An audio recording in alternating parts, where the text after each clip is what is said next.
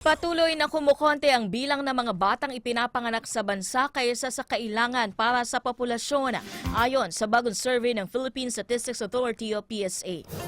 Sa 2025 National Demographic and Health Survey na inilabas itong Lunes, naitala ang 1.7 na total fertility rate, mas mababa pa kaysa sa 1.9 noong 2022.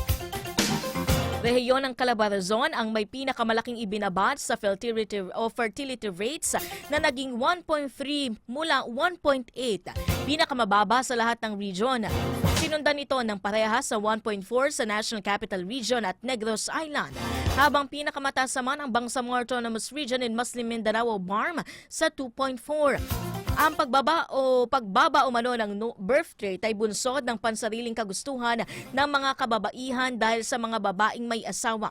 57.3% dito ang nagsabing ayaw na nilang magkaanak pa. 63.3% naman sa mga may dalawang anak ang ayaw na itong masundan pa. Lahat din ng survey, tumaas ang paggamit ng modern contraceptive sa mga babaeng kasal sa 44.5% noong 2022. Pinakaginagamit ang pills, kasunod ng female fertilization at injectables.